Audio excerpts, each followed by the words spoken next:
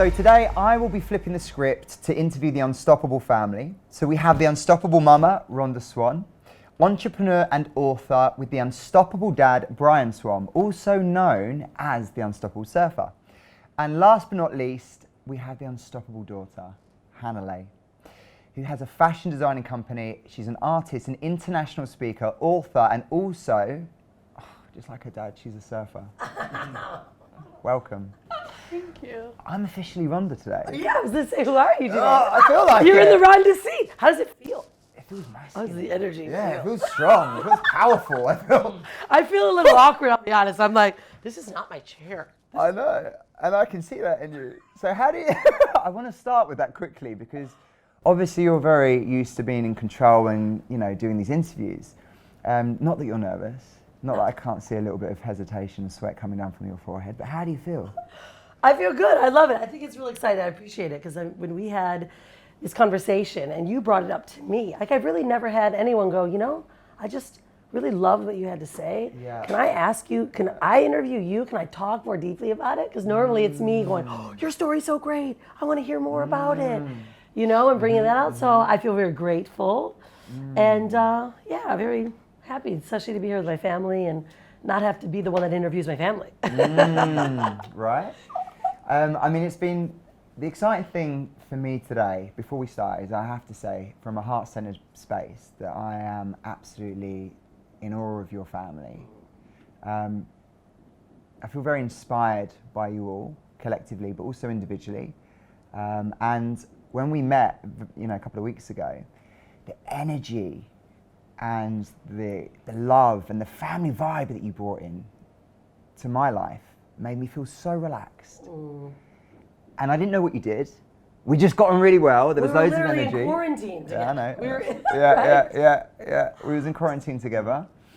And I didn't know what you did. I hadn't heard of you. There were some synchronicities about how we came together, which made it even more beautiful. Yeah. But what I found, which inspired me to even want to be around you, was just your energy, like the love and how supportive you are. And then the Unstoppable families that started to come to fruition, I learned more about you. That all made sense. So today's really an incredible opportunity for the viewers. I really want to be able to share your story and understand more about what's got you to where you are today. Starting off with the adults, finding out where they started from, because I want to find out what you both come from a very Western background, didn't you? Yeah. And now, Rhonda, I just want to start with you firstly. Talk to me about where you come from. What was your... How I was raised? Well, I was born in Michigan, in Detroit. My mother was 20 when she had me. Her and my dad were together. My dad was a severe alcoholic, drug addict, kind of a fly-by kind of guy. And so when I was born, fun fact, my name was Jim Morrison. Excuse me? My name was Jim Morrison when I was born, from The Doors, the lead singer of The Doors. Okay. Because my dad was convinced that I was a boy. Even when I was born, he thought the umbilical cord, he was going to have a man, and it was going to be Jim Morrison. Wow. Yeah, so super hippie family. I lived in a green school bus till I was 3 years old. But my name was Jim Morrison, and then about 5 days later, I didn't have a name, and Help Me Rhonda came on from the Beach Boys, and that became my name. So started off, I think, a little crazy kind of life as a very young person with, 20-year-old parents and, drug addict father. Like at the time, I don't think he was like what he immersed into being in his life. But we lived in the green school bus. I was like 3 years old, cruising around, doing all kinds of different crazy stuff. Grandfather, tried to shoot my father all the time literally because he hated him, didn't want him near his family. He was pretty intense growing up. And my mom left when I was 3, and then she remarried my stepdad when I was 5. And and he was super, super, super strict. Fireman, but brought in a lot more control into our life because it was very loose, like the energetic level. Like, my dad's an amazing guy. He was a professional baseball player. Wow. But because of drugs, he lost his, scholarships. He lost his draft.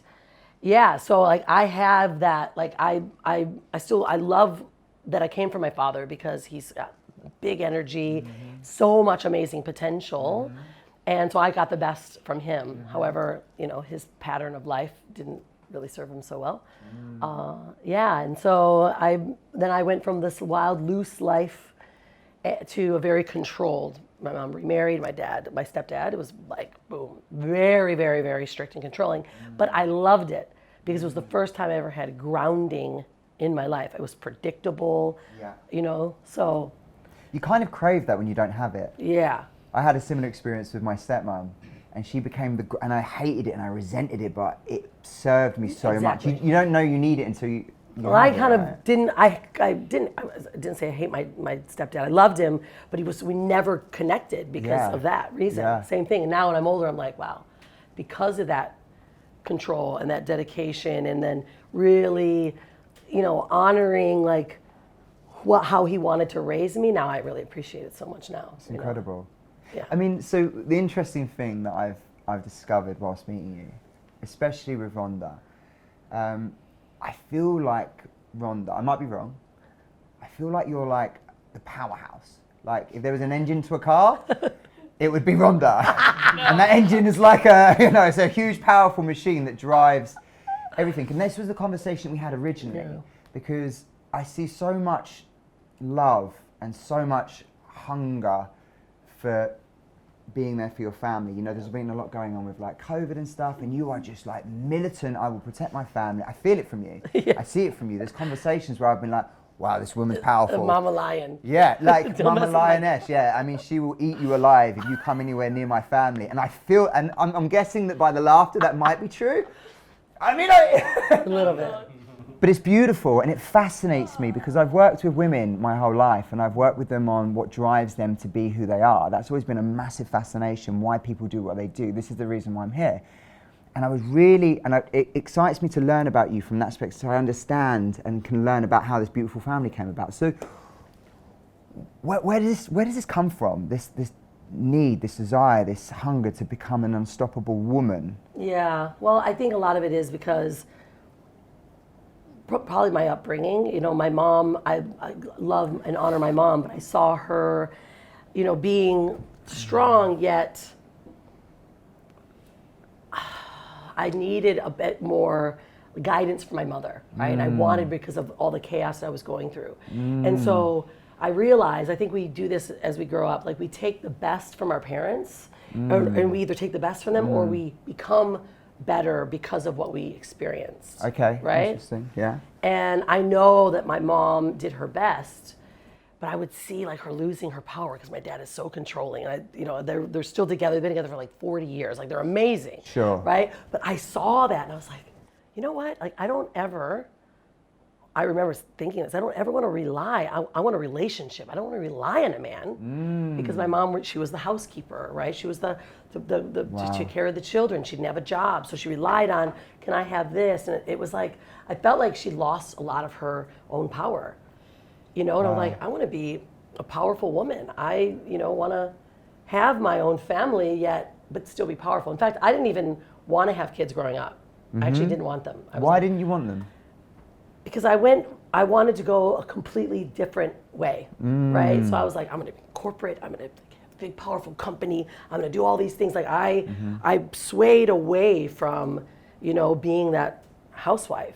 Yeah. I hated Disney movies. I'm like, why the F is these freaking women, these girls always, Prince Charming. I was like, fuck Prince Charming. What about, Queen Charming? I remember that as a young person being annoyed with Disney. Like, this is so bad. And I think I learned early on that the programming that we were all like experiencing was, I was very aware of it. Sure. And I wanted to always buck it.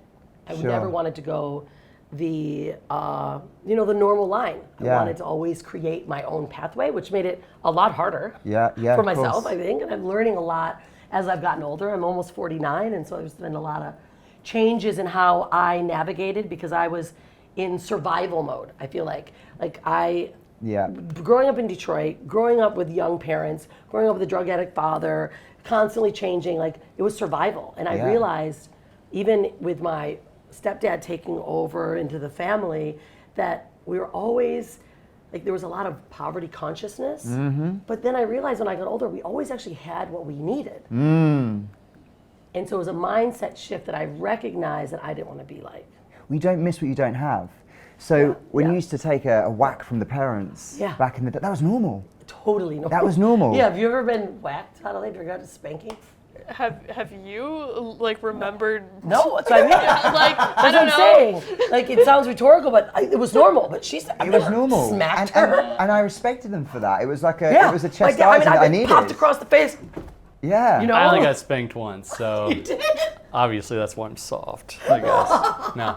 But it's interesting though, because we live in this environment now consciously where people, we only know what we know, right? Yeah. Back, that was normal. Yeah, it's normal for Now, like teachers Yeah. to whack you. Like whatever you're paddling, used to, smacking. whatever is coming more and more often, whatever you're used to, that climate you're in, when you see someone else outside of it who's like, oh, that's not normal, it's like, that was built up as my normal. Yeah. You know? even to hear you say the word climate was unnormal for me as a child, because that's a new term. When we were kids, I mean, when you it was different eras, but Climate. yeah, climate, the word climate, that wasn't even around. So I really love this narrative because it ties in really well to how Hannah is so exceptional as an individual, because that love and that security and that safety that you've created for her, that I don't feel that we even knew about back then. No way. What was safety and security? That was like a and lock that's on the thing. door. It was a, Yeah, that's the thing. Like I think so often, like young people, like we go, oh, my parents did this. It's like, no, they did their best. They did their They best. absolutely did their best. We just were able to recognize the things that we wanted to shift and change because we started to get more wise. and it takes time to understand that they were just doing their best. Because even just knowing that they were doing their best then, Right. he wasn't even And aware of also that. their Right. best, It's just normal. Right. their best at the time was their best in that time period. That's it, You know, yeah. like now we can look back and see, like, let's say things in the medical past, and like, people were like barbers were draining blood out of people's heads because they had a headache. They thought they were dying, and they would. Yeah. Oh, you just have bad blood, you know? Like, looking back on that now, we're like, drink some water, you know? Like, there's better solutions. But at the time, that was the best they were able to provide. of And that's, of course. course, a dramatic statement. Of course. But as we grow as humanity, we look back and reflect, and we're like, that was a pretty bad idea to do that, you know? And the interesting thing is, when I was younger, for sure, I couldn't think about anyone else other than myself because it was survival. It was. I had no money. Like, money was my initial thing that I needed. I didn't need like love and attention. I needed to eat. Yeah. So we have these, we just grew up in very different eras, and it's so intriguing because even as you talk, Hannah, I mean, I could easily just listen to you because of the scope from which you speak, you know, the vision from which you speak, which I could have never have entertained an idea as growing up as a kid, which is why it's so fascinating to learn about your stories, to understand how you've, you know, brought this beautiful soul the into way she communicates, the things that she beautiful. understands. Like I never had. I'm like, I was not like this. Yeah. Well, so this is the way that she was raised from 1 year old, from like, well, when she was born, she's been to 100 entrepreneurial events. Yeah. We've traveled all around. Most of her, 80% of your life has been in third world countries. Yeah. Beautiful. Right? You're the minority. Yeah. And, you know, we were very conscious, like, on going to the events, like, for instance, one of the first events we went to was a personal development event before Law of Attraction. This guy's talking about law. I'm like, what the? What is that? And Who, then what, and where? he said, law of attraction, right? But I'm like, huh? What's law of attraction? Yeah. Then the movie Secret comes out, and that's just like, oh, law of attraction. It's just like, that's what it is. But one of the things, he says, take the words no, not, and don't out of your vocabulary for raising children. And we're just like, huh? Because we're like, don't do this, you know, stop, get down. You know, it's this negative reinforcement. We're like, let's just try it. So Rhonda and I, we're just like, we'd read books and get some advice, get some like tools, put them in our tool belts, and like, let's just do this. And It was hard though. but it's That was hard, super and it's hard. still hard. We still do Because it. if you think about the amount of times you say, don't do that, stop. Your brain actually does. That's why kids jump in puddles. Don't jump in that puddle. They do it. Because all they hear is jump in puddle. And that's all our consciousness actually hears. So we started to learn about, you know, our brains, the neurotransmitters in our brains, and what we were, our family that didn't know this information about negative reprogramming, right? I mean, that wasn't even. If you spoke about that, it'd It's be like hokey pokey. Burn her at the cross. Yeah, not so long ago, right? Right? Just whip. Kill her! Wasn't Yeah, that it was long ago? intense. Wasn't that long ago. I think they're still doing it now. They're still doing it in some country, but they are though. This is the thing. We live in we are in such an embryonic stage and such a privileged stage. I would say in such a privileged place because you have accessibility to information. As when we were younger, that was There's no researching stuff. no, just get on with it, just deal with it. Learned the last 5 years just researching information, you know? And it's so beautiful to be able to sit down and like, it used to be the generations. hierarchical position of, as an adult, we know. Yeah. I only learn Oh my from gosh. the younger generations now because I'm like, really? My dad used to say children are to be seen and not heard. Very And I would true. go, that's not fair. You know, I would like, that's true. I would like, that doesn't make any sense, right? But that's what it was. Yeah. And then we yeah. learned, listen to them. They're, you know, Absolutely. they're the ones that are really genuinely speaking from authenticity. And it's also something that's so interesting is how we grow up is what shapes us as who we are. Like, I like to think about it as like, let's say you plant a seed in dirt and you water every day, you show love to it, it will grow strong. When you water a seed every week, maybe like there's too much rain or there's trash inside the dirt or soil, it grows up becoming Trashy. weak or sure. But just how we bring up our children and the certain environment that it's in, it shapes them to be totally different people. And I think that when we start putting or just growing our children with positivity, love and support, it's something that I think as we move forward, I hope to see a lot more kids be more open to new ideas. And I first think it's more important that the parents who are raising these children can be open to new possibilities, open to new ideas and new ways of learning, where it's not just, I am older, I'm superior. It is a give back of growth. And that takes a you know? huge amount of vulnerability for an adult to be able to accept they don't have all the answers because they believe they have to. Yeah, right. You know, it's an interesting subject. Well, this is like another thing of our parenting. We only know what we know, and we can only provide her the best of what we can do. But we've always surrounded her Beautiful to hear. with the different artists. We're not artists. We don't function that way. Let's surround her with artists and people that think that way. Yeah. You know, so it's like you've been raised by so many different. Yeah, Wow. like the quote, it takes a community, it takes a village to raise a child. You know, like I can't, if I was only influenced by my parents, I don't know what type of person I would be, because I have grown up into someone who loves artwork, who loves fashion. And last time I saw you guys paint something, I don't think I've actually ever seen you guys make something. But it's like, in a different, we do art in a different you way, create know? your artwork in a different form. This is artwork right here. Yeah. And interesting enough, something he said that I want to tie into you two was that it was regarding how you used to see children being brought up, the impact of love, care, creating a safe environment. What did you both have to do to stop the old conditioning of the patterns of behaviour that you've learned from your dad, from your mum, Brian, from your situations that I want to come to in a second, because it led to a position where we spoke about spirituality becoming quite a intrinsic part of your life, and you being sat in front of a fire for 100 hours. Well, I learned that that we can carry 7 generations of ancestral trauma. Oh, I mean, even when I hear that, I know. I'm like, what are you on about? Sounds crazy, Rhonda? right? Why? So if you think about it, like what I'm carrying right now, my mom was carrying from her grandmother and her grandmother. Well, what does that mean though? Because I'm just a very simple London lad that's turned up. That I'm we, doing it. you know, that we, there is, just think about, I'm American Indian, for Okay. example, right? Our family's American Indian. Yeah. So we still, just like the black community, right? They were enslaved. There's still all this trauma and what's happened to these people throughout They're a generation that it just is carried on from family to family to family, and we don't even know. Maybe it's discrimination or a value system. Like we bring all of this forward from what they learn because it keeps carrying on.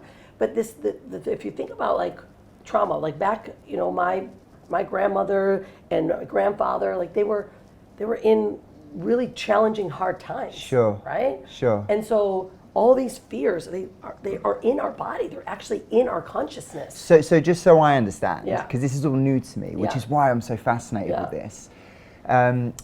So is this a physical, spiritual? Is it what are we talking? Psychological? What is it? Or is it all of the above? Well, or? I mean, it's definitely science, and Dr. Joe Dispenza talks quite a bit about healing. It's that healing traumas, right? That when I learned that we can carry all this ancestral trauma, I thought, okay, wait. So, because I was recognizing in myself things that the way I was navigating, things that I was doing, it wasn't mine. It was actually learned. So when him and I started to want to parent, we realized the amount of this negative programming, right? Yeah. The don'ts, the nots. Well, and at this specific time, you went through, like, Rhonda's went off kind of like to where she just makes a decision and No, I don't see that. you either made her halfway or you're gone. But right before having Hanalei, like, she goes, I vow to never put my future children in daycare. And so she started getting into personal development, and then I'm like, oh my God, you know, she's leaving, and it really, at that time, it was very confronting. I didn't, like, I have a, you know, engineering job. This is how, you know, This is what you do. This is this is how you do it. I'm like, what are you trying to do online? And then she's learning this law of attraction. I'm like, what's witchcraft? Like, you know, it's like, what is this? And also at the time, it challenged your beliefs. Oh, 100%. So it was confronting. It was like a challenge in a way, you know. Absolutely. I didn't want to lose my stature of who I was as a man and my It's identity. identities. It's identity. It's these identities that we put on that we think that we need to be. And when I recognize, like, how am I going to grow? Like, how do I become the best version of myself? And I knew that everything was very ego-based. You know, I'm in corporate. I'm running a big corporate job, and it was like I just know that a lot of it, there was a lot of manipulation, right? Sure. Things that you realize, like, I think I'm a good person, but I'm actually not. Not acting like it. Right? Not acting like a really good person. How do I become the best version of myself? Yeah. And this was when I made this decision that I was never going to put a child in daycare. Actually, it was before that. Remember, we went on that surf trip, and I was here in Bali. I was here in Bali. I thought you were going Scientology on me. he was like, Nothing against. But he was like, what is wrong? I read the book, The Power of Positive Thinking by Norman Vincent Peale. Okay, is this a good book? It's awesome. Awesome. Yeah. Right. And it's all just about people that were brought in so much love and positivity in their daily life that their world just started to shift. And it made me think, when I was younger, my stepdad told me this, he taught me, and I taught this to Hanalei, about, because I was cocky. I used to be a fighter. I mean, I used to beat the shit out of people. Like, I was hardcore. I feel You guys have something in common, right? We do, yeah. Yeah, we Fight Club. Yeah. I'm a lover. Yeah, Never right? thrown a punch. But, you know, like, because I had a chip on my shoulder. I was pissed off about my life and my dad. I wanted to always You needed to protect yourself. protect myself, Yeah. right? Always. And I didn't trust anyone. Trust, yeah. You know, I just didn't trust. But my dad had talked to me about this, and I was like her age. He's like, look, you got a chip on your shoulder. You need to break this down. And he said, I want you to carry virtual buckets, and I want you to fill them with happiness. And he's like, and I want you to walk through today and splash and hi, nice to meet you. Like, you're splashing all, like, your buckets can't, like, even stay in, like, they're splashing. I was like, this is so stupid. You know, I was a teenager and I was pissed at him. But my life started to change that day. I started to shift. People would just smile back because they can't help but give you their positive energy back. Yeah. And at the end, I had to humble myself and be like, you know what? It was actually good. It actually worked. And so that started when I was younger. And then when we went on this surf trip, I read the book Power of Positive Thinking, and it like re-brought it back into my life. From being young to going through corporate, all of a sudden getting that on this, you know, corporate kind of feeling.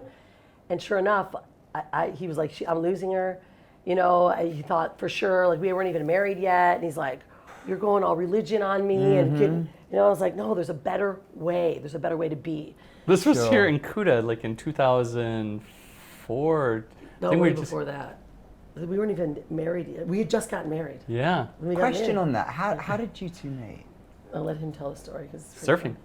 So San Diego, 1998. Just surfing. Surfing. Surfing. I lived Okay. I lived Great. oceanfront, and I guess we live like oceanfront now. So Yeah. continue the traditions. Yeah. But I was out surfing right in front of my house in Mission Beach, San Diego. Yeah. And I saw this hot.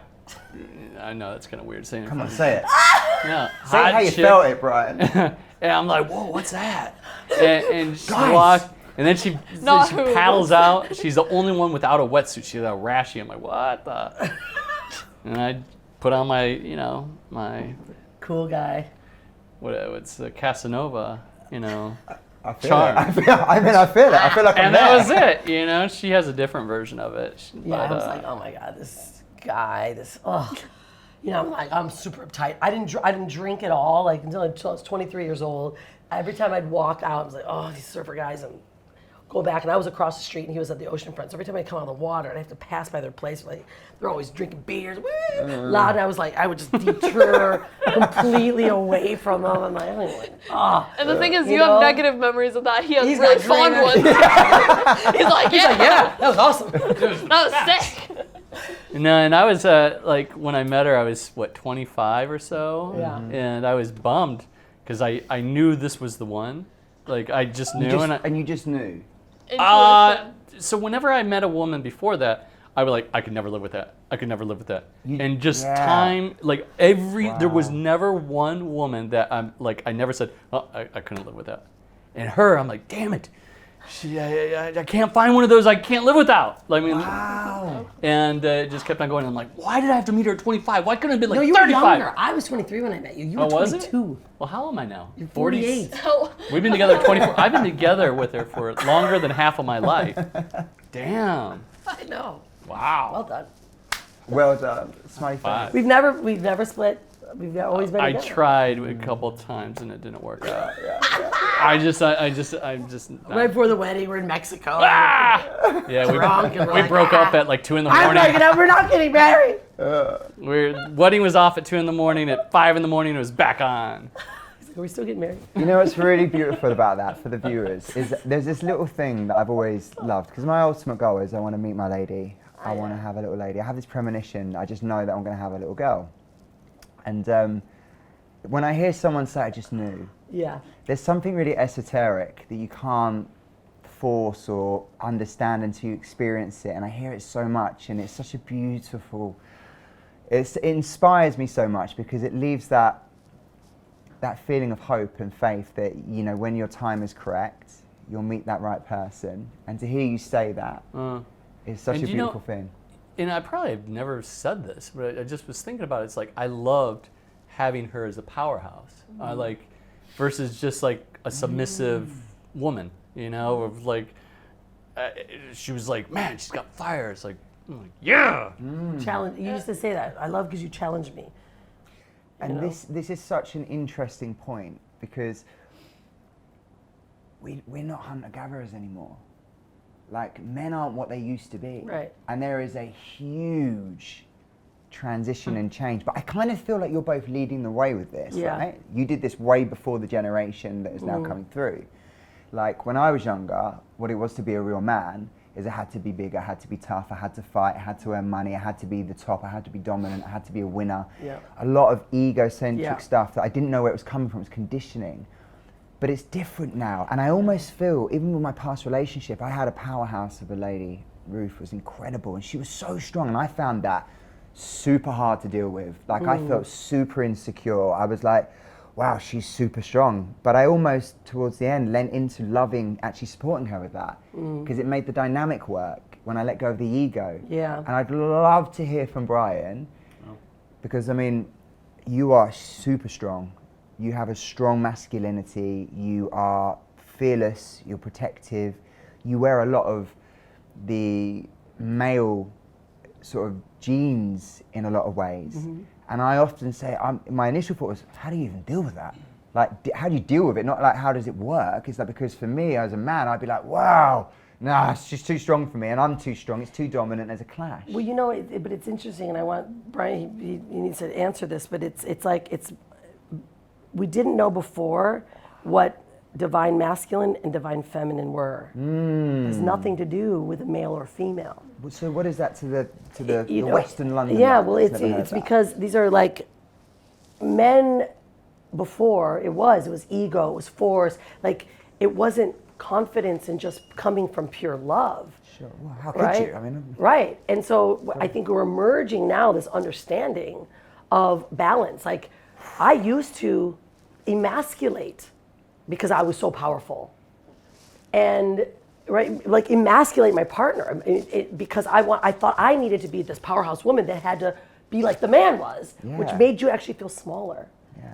And because we've grown together in this process, it's like now we have come so closely, because you brought this up earlier, like this healing that I knew I needed to go through. And I sat by fire for hundreds of hours and just letting my ego go, peeling off the layers and the masks. And I realized how much of it I had taken on from so much, and that I was living as this person that everyone thought I needed to be, that I thought what a powerful woman was.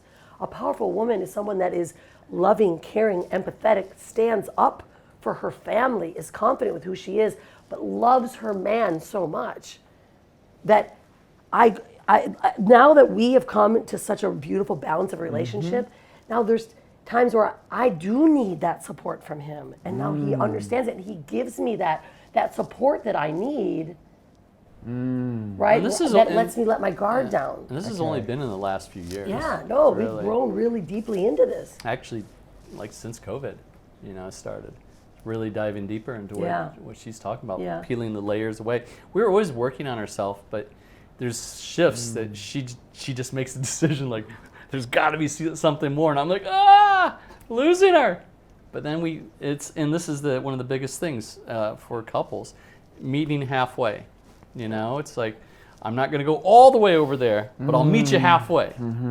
And when you do that, it's like you kind of got that dance. In order to dance, you got to be able to take a step forward, take a step back, and we've danced all these And years. you went through, Hanalei was with us as well. Like, you got to experience the changes in Dad and I. A lot of it was letting go of ego. Yeah. Right? And Is not, that a lot of what it was? yes, it's all just when letting you go. say when you say letting go of the facade and the faces, coming from London, I'm like, what are you on about? I only have one face.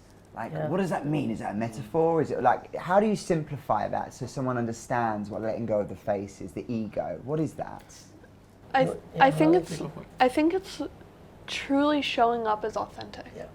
What is lot- that though? That's the thing. That's what I've been even reflecting on recently. Yeah. Is learning to be authentic, because truly we don't know. Like over time, since I've grown up speaking on stages, I've grown up constantly being in front of a camera, being in front of a lot of people. It's been hard to differentiate whether I'm presenting or I'm being myself. And so I think as we move forward, we learn authenticity and no longer showing up as I'm trying to put on a show for you, but instead showing up as genuine, like speaking how you would speak, not trying to present in a way. Yeah. And I think and to get that, approval. Like I was always and growing search. up trying to get approval from everyone. Yeah, thank you. And also like not searching for, are these people liking me? Are like the self-reflection of like, am I being liked right now? Do I need to change myself or how I act to make them more comfortable around me? This is something where almost I feel like sometimes I become a chameleon. I like try changing for people, but reflecting on it now, that's the part of me that's been trying to people please. Because really, when I'm in a certain group of people and I'm like, I should act more confident or I should act more like quiet in front of them, so maybe they'll like me more. That's me searching for validation from them. And that's something I've realized recently, is how we show up for people.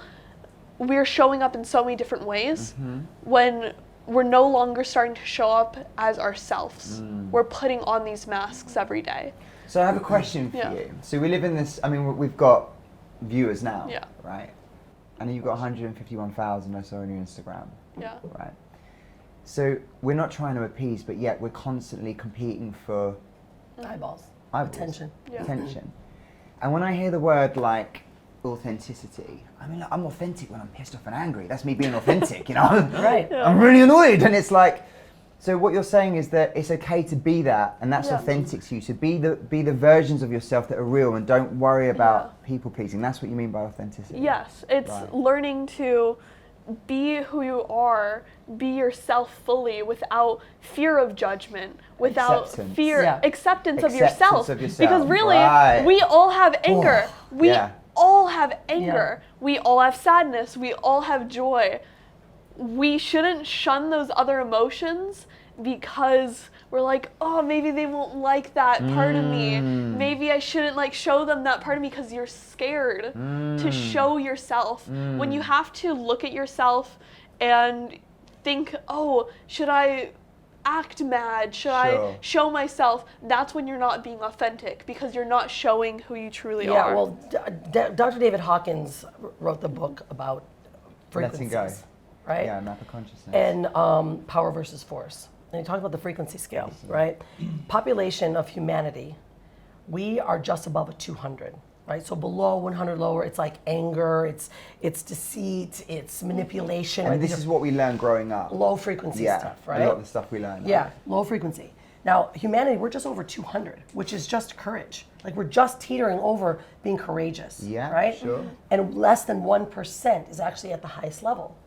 But when you say frequency, what does that mean? Like our frequency level, our energy level, like what you can feel when you walk in a room, especially for kids. We always use this for kids. If parents are coming, you know, they're fighting, right? And a kid walks through and they go, oh, hi, honey, everything's great. You can cut it with a knife, the energetic level. Like, you know, there's low level frequency happening. Everyone can feel it. Now just I like, understand. Right? Just like when you walk in, you know, to anywhere, you know when someone's either really happy or really upset. Sure. So Hawkins talks about that authenticity is actually the highest frequency that someone can give off that just feels connected. So you'll know when someone is inauthentic without even going, you're inauthentic. You don't want to be near them. It's like we use dirty car salesman, right? Or, you know, that old snake sleazy oil, people. sleazy kind of. You just feel it. You just feel it. But it's a frequency. It's because if you're vibrating at such a high frequency, which is, right, we talk about connected to the cosmos, connected to the energy. We are all energy, right? This planet is energy. Yeah. I always use the example, how it helps me understand and remember. Avatar. Great film. We live in Avatar. We are connected to all this amazing energy. So when the bad guys come in, it's like dark, it's like low frequency. It's trying to cut it down, right? And they're elevating their frequency, which is why they took over. So that's why the good guys always end up winning, right? Because it always takes over darkness. But this is where authenticity comes from. You know, like, I've watched people on stages, and I remember watching people on stage going, man, I just love listening to them because they were so authentic. And when I was a speaker, I was very canned, and I was showing up, and I was a great speaker, but I wasn't tapping into my authenticity. It was somewhat forced, maybe, like you were creating this, like... like this big, you know, telling identity, this big story, but it's yeah. like the realness comes out. You can just really, that's when you're like, that's why you're like, gosh, I was just so connected because we were talking on a pure, authentic frequency with each other. And I also wanted to add, like, when you meet someone, and you know when you meet those people that immediately you just feel like kind of gross being near them, or like you just, without even feeling it, you're kind of just like, you want to avoid them. You want to throw up in their face. You could put it like that, but I had that day. But it's like, just don't want to but it's like they start talking to you, and you're like, oh, I don't really like how they feel. You know, that's when you start to see inauthenticity, and like, there's been times where I've had that instinct gut reaction where I'm like, I don't really like being around them. And then we tried becoming friends, and then later on, they did some terrible things. Or, it was like, why didn't I follow and trust myself? I would have put myself through way less pain by just following how I felt and immediately knowing when someone was inauthentic or not. And it's really interesting because this is a new model for the world that I'm learning now, right? How do I unwire? I mean, someone says, how do you feel about that? I don't know, let's just do it. You know, business decisions, moving, going to countries. I'm not feeling into it. I'm just going. you know, and learning about how to understand people energetically now. I mean, for a man, you know, I just, you know, can I trust you? And that is confined within the script of, you know, have you done anything bad to me? I can't feel that. Yeah. I don't go to my gut and feel that. I just ask around or make an assessment and move forward. And if it's good, it's not. That's all lessons. Because you use your intuition without really realizing that you were always using your internal monitor, your internal frequency monitor. Yeah. And you just went and followed the direction of what feels right, the people that feel right. Make the decisions that feel right. Because it is a feeling. That's why you say yes to it. Sure. And you know, well, I ain't doing that shit. That's because you already felt it. You already know. And this is where this new understanding, I mean, this is a lot of new knowledge, right? That understanding that we really all can just be so, life can be so easy if we actually just show. But it can't, no, because I have to, like, I have to be the number one, and I have to build a successful business, and I have to dominate, and I have to make sure I'm all secure. that comes in. And it's like it's an interesting, it's become like a little bit of a game now, which is why it's so fascinating to have this opportunity to speak to people that are so further ahead than me in this area. Where it's like, oh, I don't have to be that forceful with everything. I don't have to go out there and make it happen. I don't have to come and then like build the dream. It's like the dream, you're already there. You're already in it, And it's just allowing that flow to naturally occur. I have a question for Brian. It's based around masculinity. How did it affect you having such a strong, powerful woman in your life? Where did you feel the ego for you came into play? Where was the friction, and what did you have to do to let it go? You know, at the beginning, I was this robotic engineer, so I had this like identity. Well, I'm powerful. She's powerful, but there was no competition. No, because we're both in like the corporate world, and I supportive, but there wasn't. And then after, when we started being entrepreneurs, right, getting out of the corporate world and entrepreneurs, then I was like, okay. And she's led the charge on so many different things, and it's like sometimes you're like, you got to step up your game. But we've also realized kind of like, you know, different roles. It's been a work in progress for, you know, 24 years, you know, and what works. And I don't know. I've also led a lot of, like, I don't have any ego. She's who she is. She's powerful. I love her. And yeah, I mean, corporate's easy, right? You can do whatever you want. Easy. You get paid, you do your thing, but when you become an entrepreneur, that's like, wow. And every decision you make, every dime, every morsel comes in your family's mouth is dependent on you. You get really clear. Yeah. And you're like, I work way harder now as an entrepreneur than I ever did in corporate for yourself. So much. Right? True. But then it was like, for me, it was like, I knew I was building now, I was paving the way, I was building the dream for my family. If there's one person you're going to rely on, it's yourself. Yeah, sure. You know, and if I knew that I wanted to be the best version for her, I have to show up that way. I not only be a good example to her, but I have to be my best version of myself every day. And then we get and have the things that we want, you know. And I think that's where entrepreneurialism really helps people become very authentic, because you got to get fucking real with yourself. So I want to no, because it was a power, and I don't think I answered it all the way. It's like over the last 2 years is letting that ego and the identity go. You know, and there was this thing that I would just start puffing up, you know, and just, but who, and she's like, and now she's just like, who is that? Who's that? I don't see Brian there. And I'm like, ugh, and that's the ego going, and I'm like, God damn it, she's got me again. And I'm like, all right, it's not Brian here. Yeah. Because who is that? I don't know. You're super strong, Brian. I admire you. Like, what it takes to let go of the desires of being like egocentric, Being right. and coming from that and being right. And to be able to do that is a different type of strength that I'm now learning, because I've always had to survive and I've always had to create my businesses and be successful, and I didn't have an option. So, and when I was with my last partner, Ruth, amazing woman, like incredible, super strong. And I almost found I loved supporting her. It actually became a different type of masculinity that I'd never experienced before. And it was so contrary to everything. And I found that, that was a battle. I found that so hard. I was like, but what about me? What about you, Aaron? And, but what about your success? And there was this constant conflict of having to let go. Did you experience that at all? Oh, I've went through this so many times. Daily? You know? 2 minutes ago. And you know what? And even with Hanalei, supporting her on her fashion, and I was wearing Hanalei Swan shirts. She's my daughter, but I'm like, why am I just supporting? Why am I not going after something that's like me? And then I would pester you about, hey, when you're starting that beard company you've been talking about for 4 years. So I started a beard company. Every time I'm like, hey man, we would make hey, jokes. I got a new idea for you. You want to use it? But you just start running out of your your bullshit excuses. Yeah.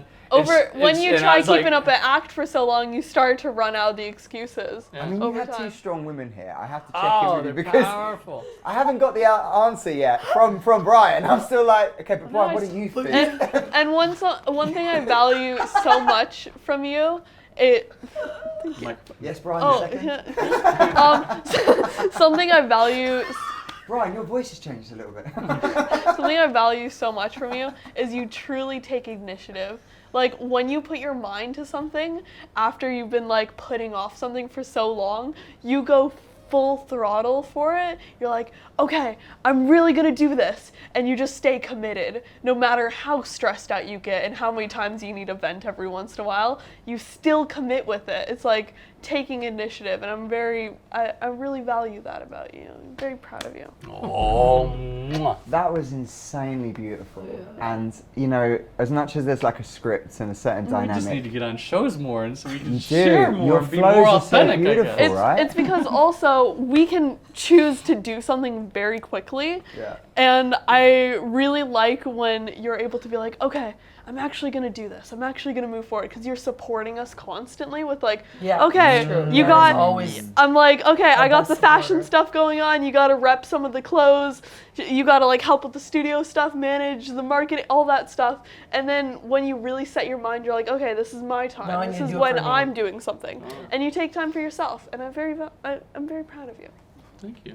Yeah. This reminds me of, I have to say, Hanalei, you were my inspiration for losing the ego when it comes to listening to younger people than me.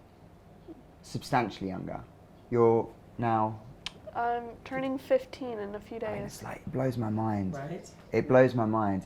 Which I have to give credit to you two, right? Because what you two have done inspires me to be that person that I know that I want to be, which is the best parent that I can. This is the whole reason for this, right? What you've done, the sacrifices that you've both made and the adjustments to your lifestyle and the massive challenges that you've gone through to provide an environment for Hanalei to be able to have that peace of mind, that space, not driven from fear, being able to be super creative because she's coming from a loving family and she's got that support. She learns the guidelines of how to operate at a higher level. She's not coming from down here.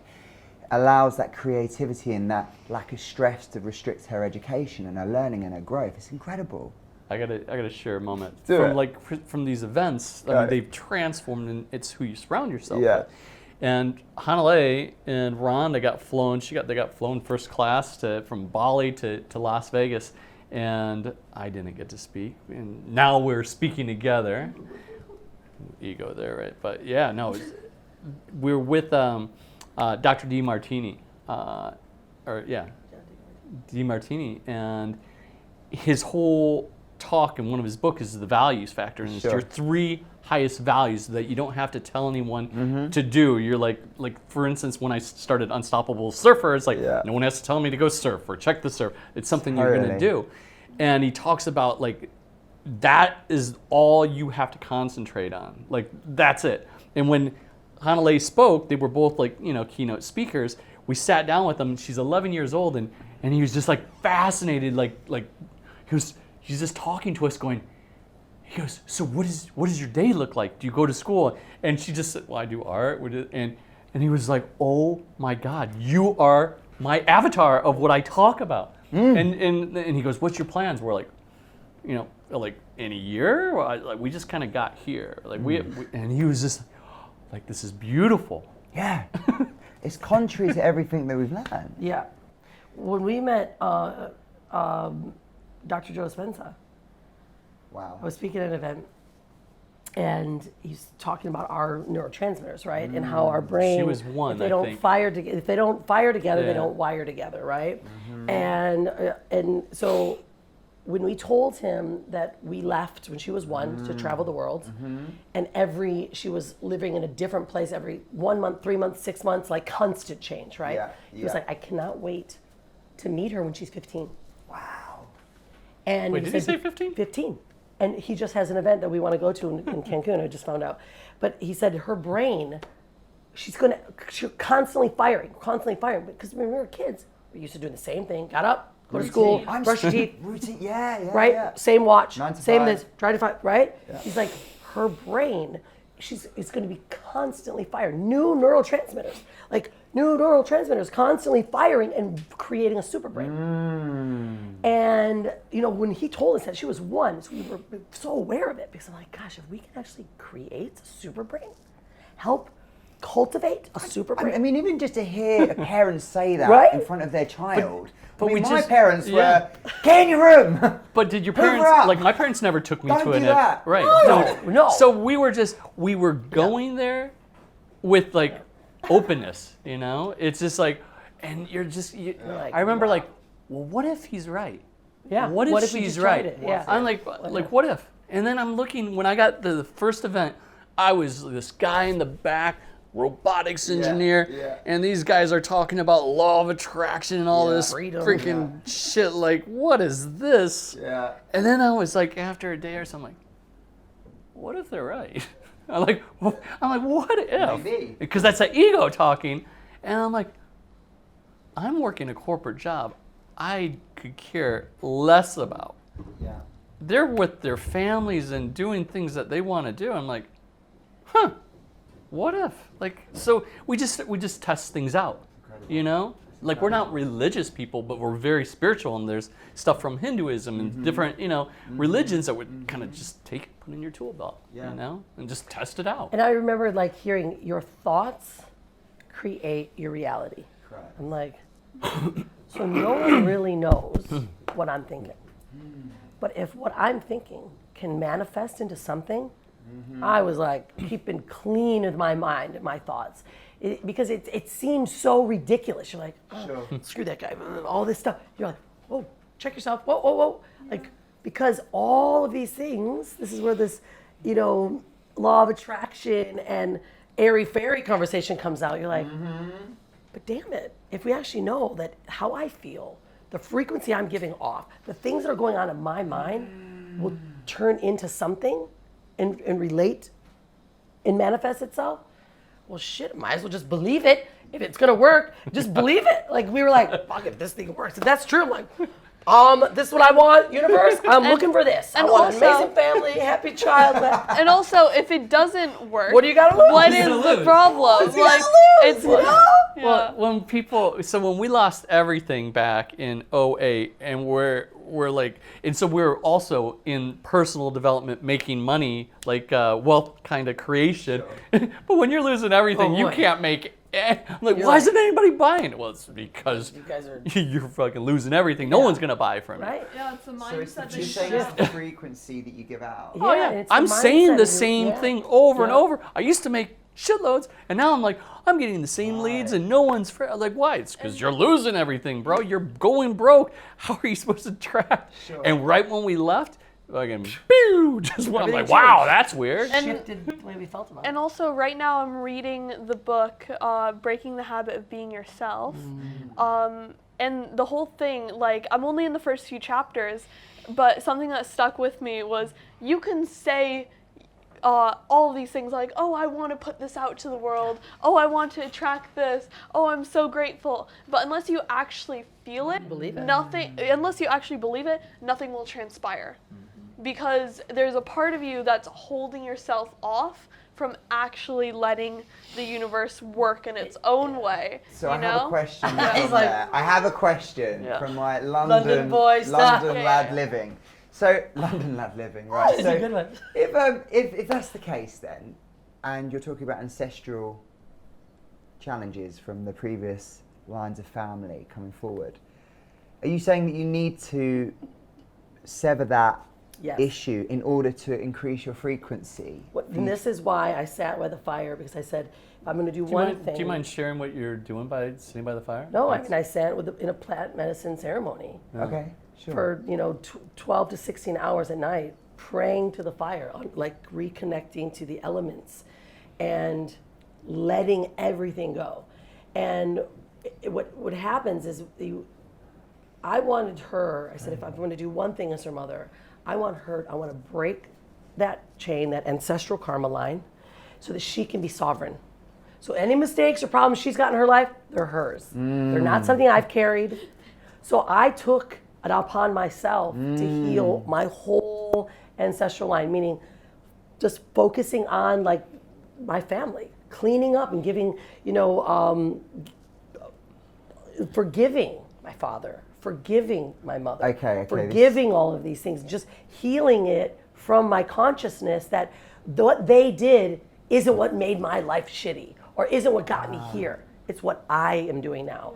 And cleaning that all up and just completely healing so that now everything, I'm not giving her any of that old junk. I mean, it was like letting identities down. I mean, for months and months and months, every weekend, I was sitting by the fire and praying to the fire, asking for guidance, just connected to God, universe. We're not religious at all. We're very spiritual because we know we're spiritual creatures. We're beings of the cosmos. We are all energy. And just asking for that forgiveness of all the things that have been carried on and the blame that we put on so many people. So like your parents, for example. Well, my parents, their parents, right? Just letting it all go. To give context from a London lad, maybe inspire some of the London ladies as well. So you're saying that you took a lot of blame and a lot of guilt and a lot of anger, frustration from the way that you felt that you was dealt with from your parents, and like you was I could holding have on been to like that. this because of them. I could have been like And that was potentially going to affect your ability to be the best version you could for your daughter. For her. So you went to do this just to ceremony clean it up. Yeah. to shed that anger and that frustration and to let it go. Because you know how hard it is to sit, not lay down, to sit up all night. It's not fun, man. And It sounds great. drug them in. Literally sitting up, no laying down, focusing on nothing else. Like because our minds are so cluttered. Right. We've got so many So limiting much beliefs shit and so going many on in our anger. heads. Right. Just sitting with yourself. Right. And the fire. Sounds horrific. Not laying down, not drinking some water, but not allowing anything to come in. Hundreds of hours of just allowing, and you look, This is just over this last and you're looking at 15 yourself. months. Wow. You really get to see where your fears come up. You get to see where your manipulation's at. You get to see where your identities are at. You get to see how you're navigating through life and trying to be the person everyone you want. It's like, no, you're sitting here raw. I don't care what you do. You know, like looking at the fire in God. I don't care what you are. I don't care your accomplishments. What are you? What are you here to give back to this planet? Ooh. And that is deep, right? When you go back into those roots, like back to how our ancestors used to pray. Like my family's American Indian. Yeah. Thanking, Mother Nature, like thanking, right? Like for all the elements that we're given, the water, the fire, the air, the earth. Like that's all we actually need. Sure. We just added all the garbage. Sure. Right? So it's like getting back to your roots that way. And I go back usually every 3 months and just complete 5-day water fast in the middle of nowhere in a hut, no walls, just no phone, only water, just going, okay, what am I? And just on your own? Or? Yeah, by myself. Wow, so He's done it, yeah. You take 5 days on your own, in a hut. Middle of nowhere. Middle of nowhere, just water. 3 walls, yeah. I mean, that sounds like... Some people it sounds like torture. Well, I mean, I was going to say suicide because, like, indirectly, you're killing off the old version of that's yourself. It, just completely killing all of the shit, and you come out, you're like, you got to face something. Did you do this, Brad? Yeah. He thought I was crazy. Did you want to at do first. this? I wanted to be able to surf, and so I didn't get to do that. So I just, to me, it was pretty freaking easy. Like, wow. Like. But at first you thought I was crazy. He's like, what the hell is she up to? They thought when she was, they're like, what is going on? I'm like, guys, I want to just drop it all. Because the reason was was because it was the first time you were actually doing something for yourself. Not for everyone else, yeah. And nothing for anyone else. Yeah. And that was the first time we're like, oh, what is she doing? Like, this wasn't her normal way of being herself, you know? We because thought she was leaving us. Well, what she does all the time, since she is my mother, she cares for everyone. And like I say, we've brought in so many kids from around the world, from just traveling and basically adopting new family members like all the time, because you have that motherly love for others and wanting to support. And that was the first time where she's like completely like doing her own thing and taking that like real time to be herself and take care of herself. And that was the first time in a long time I've ever seen her do that.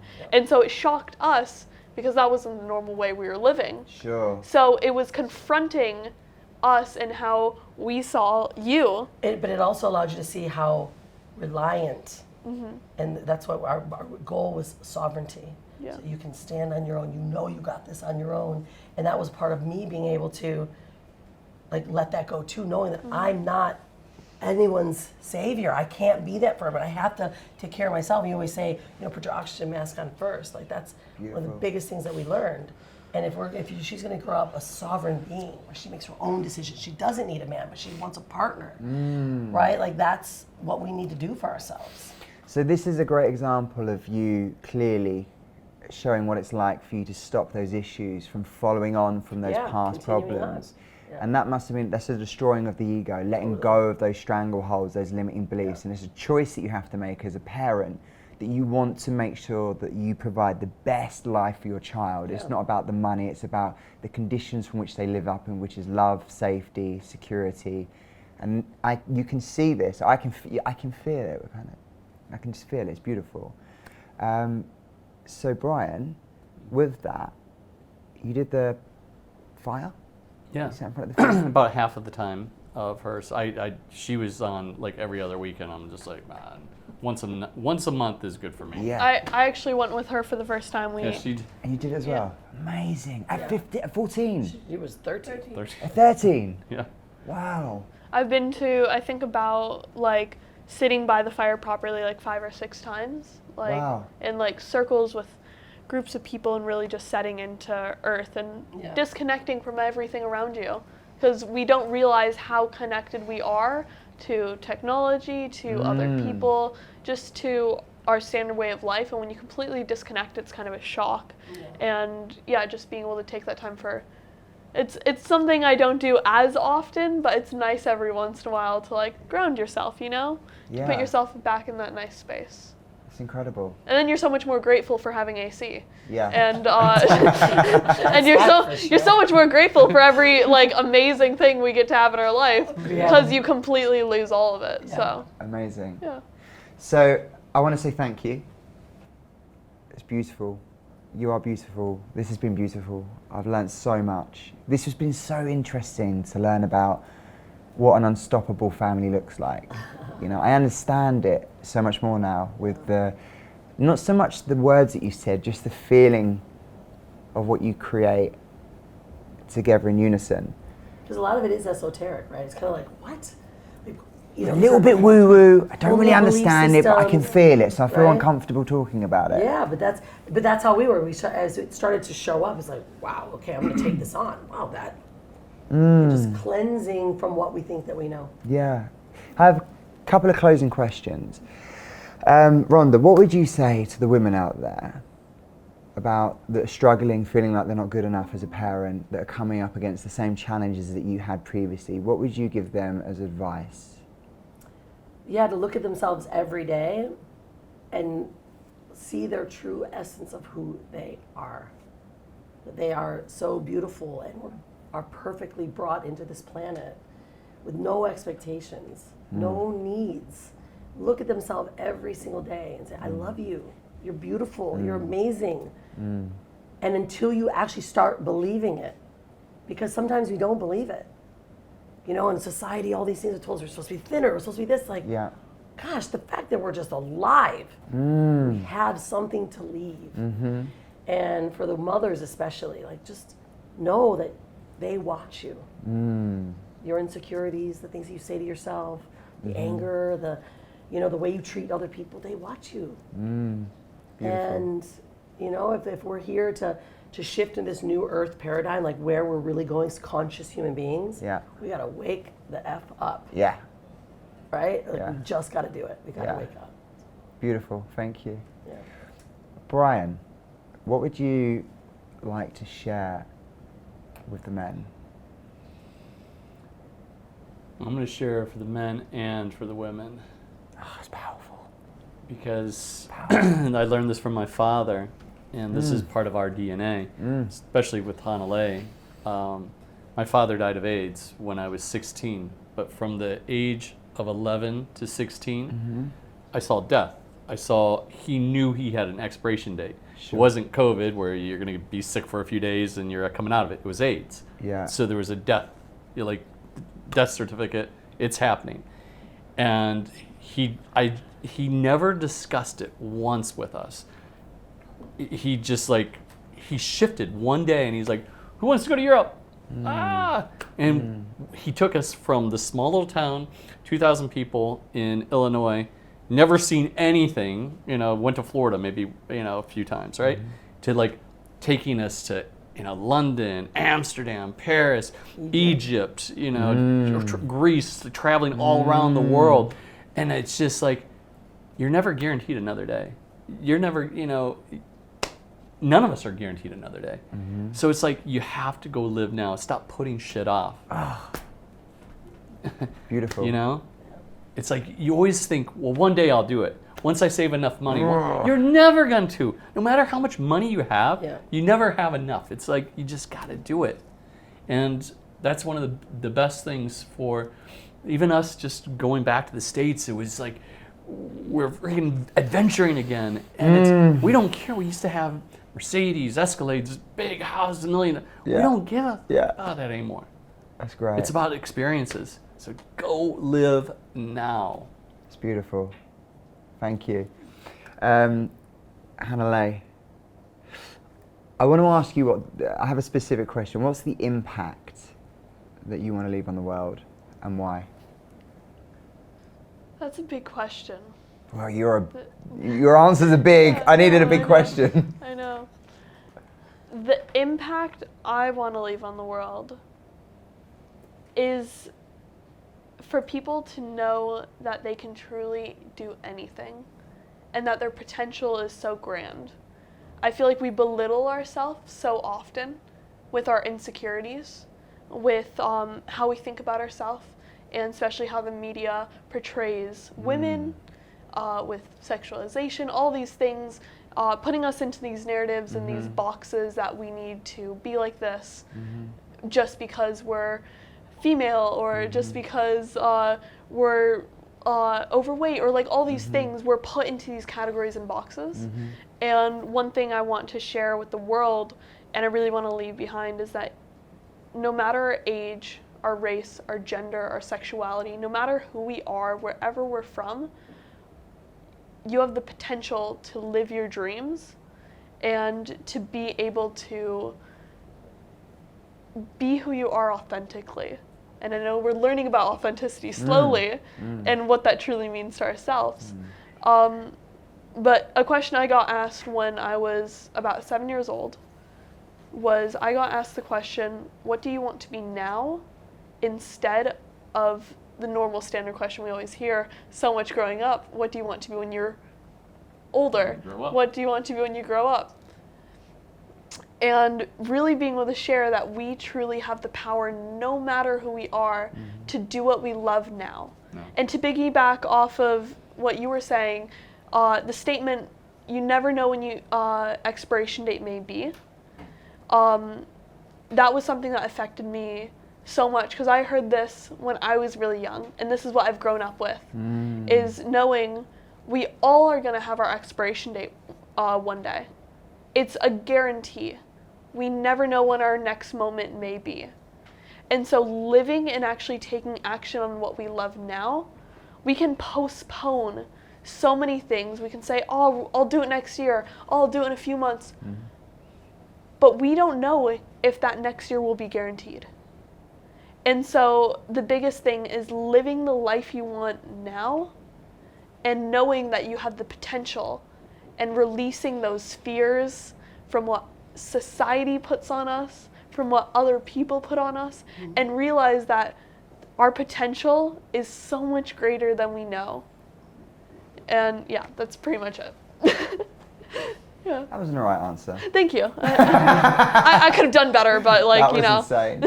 That was beautiful. Thank you. That was really beautiful. Thank you. That was articulated in a way that got me wanting to move forward with decisions, and I'm sure you both felt the same with Oh, that. of course, man. This is like therapy right now. I mean, we can talk about it. It's like, all right, yeah. You're in the big blue chair. You're good. Yeah, it's great. Family therapy. We all need Great. it.